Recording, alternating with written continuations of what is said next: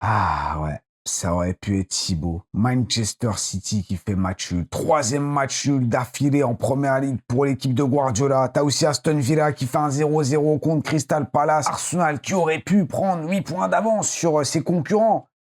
Et bon, malheureusement, match nul. Match nul face à Liverpool. Liverpool invaincu face à Arsenal cette saison. Une victoire à domicile, là, ils arrivent à accrocher le nul. 0-0. Et du coup, ça fait 7 points. 7 points d'avance sur le reste. Et c'est pas catastrophique. Ça aurait pu être évidemment une défaite. Mais vous avez vu le match? Vous l'avez vu? C'est bien ça le problème. Il y avait ce club qui jouait. Je me devais de regarder ce match. Vous aussi! Et en vrai, sur papier, ça s'annonçait être une très belle soirée. À l'Emirates, comme pas mal de très très beaux soirs qu'on a vécu cette saison. Atlético, le Bayern, Tottenham, Aston Villa, tout ça, on les a passés chez nous. Bon, malheureusement, 0-0. Et bon, le match, on s'attendait quand même à mieux. On s'attendait quand même à mieux parce qu'Arsenal et Liverpool, c'est notamment une des affiches les plus prolifiques en termes de buts en première ligue, historiquement parlant. Ouais, ça s'est pas vu ce soir. Et dites-vous qu'il y a eu plus de blessés que de buts dans ce match. 2-0. Déjà Piero Nkapé qui cède sa place à l'heure de jeu, c'est MLS qui rentre. Et puis, dites-vous qu'à 2 minutes de la fin, 1 minute de la fin, t'as Connor Bradley qui se pète et qui sort sur civière. Ton équipe, elle gagne pas, elle fait pas grand-chose. Et en plus de ça, a priori, tu te blesses gravement à 1 minute de la fin. Ouais, une soirée de...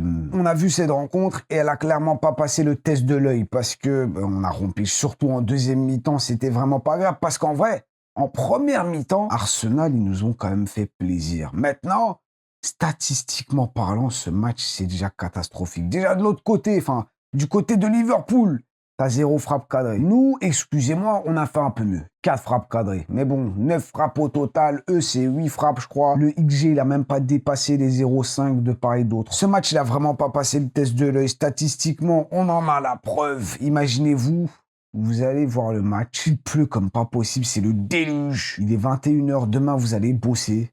Et vous assistez à ça. Vous avez de la pluie plein les yeux. Si vous avez des lunettes, vous avez des lunettes remplies de flotte. Il pleut, il fait moche, il fait froid. Et en plus, le spectacle est moche.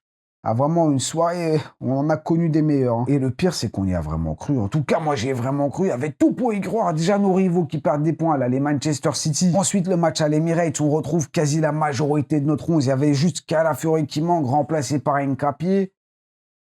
Et qui a été finalement remplacé par MLS. Mais Liverpool, il n'y a pas ça là, il n'y a pas Ekitike, t'as pas Isaac, voilà, les joueurs, ils sont pas en forme. Slot, qui tactiquement, il a de la peine. Et on l'a vu dans ce match, c'était pas incroyable, parce que Liverpool, au final, ils n'ont pas proposé grand-chose. Donc, croyez-moi, c'est pas la pluie, c'est pas le froid qui va nous arrêter. On va aller chercher nos 8 points d'avance, on va battre Liverpool, enfin, parce qu'on a trop du mal. Finalement, non, parce que Liverpool est toujours invaincu contre nous. En première mi-temps, en plus de ça, on a eu énormément d'espoir parce qu'ils ont vraiment bien joué. On a fait des belles combinaisons de passes. On a vu un Bukayo Saka, par exemple. Il a vu Madueke faire des trucs face à Bournemouth. Il s'est dit, comment ça, toi, Noni, en mon absence, tu vas faire des dingueries sur ton côté droit. Tu vas carrément dribbler, tu vas coller la ligne de sortie de but, tu vas faire marquer l'équipe. Et moi, je fais pas ça.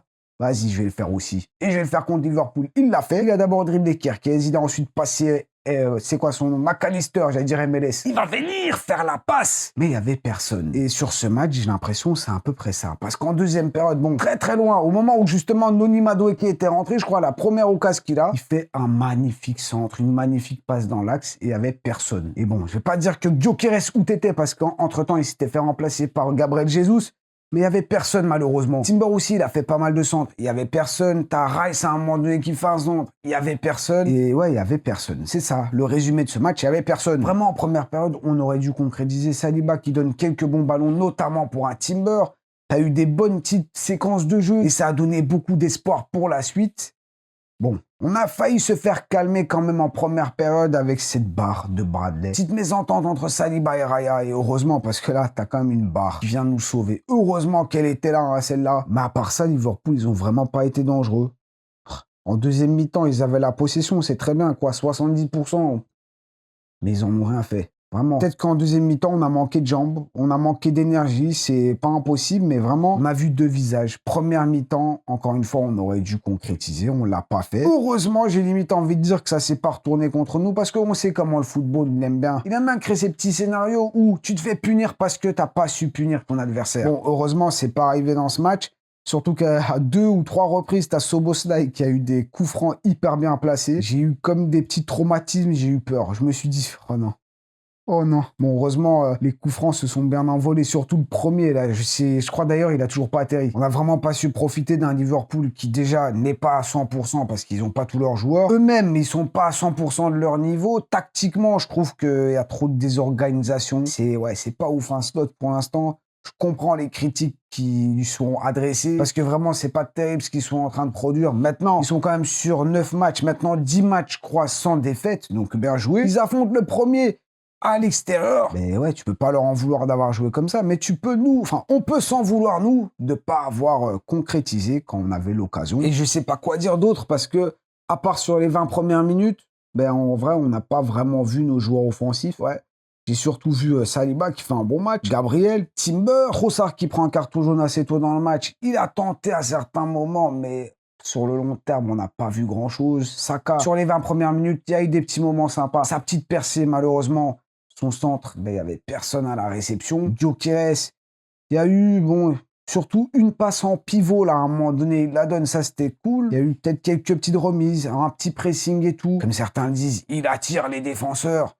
Mais bon, pas de frappe. Je crois qu'il a frappé aucune fois. On l'a pas vraiment vu en position d'attaquant. Odegaard, pendant le live, on m'a dit, on l'a pas trop vu. Moi, j'ai répondu, si, quand même, il a fait quelques passes. Mais en y repensant, pareil, il n'a pas apporté non plus énormément. Les remplaçants qui, eux non plus, n'ont pas su changer le score, 0-0. MLS qui fait une entrée mitigée aussi parce qu'il se fait avoir quelques fois par Frimpong. Et lui, heureusement, il n'a pas réussi à nous prendre de vitesse plus que ça. Martinelli, par contre, ok, il a fait un bon match face à Crystal Palace, une bonne première mi-temps, mais vraiment, j'ai vraiment du mal avec lui. En plus, à la fin, il savait pas, sans doute, qu'il se disait que Conor Bradley simulait, qu'il essayait de gratter du temps. Mais ouais, à la fin, il y a eu une petite bagarre à cause de Martinelli qui essaie de pousser Conor Bradley, qui, quelques secondes plus tard, il se fait sortir sur civière.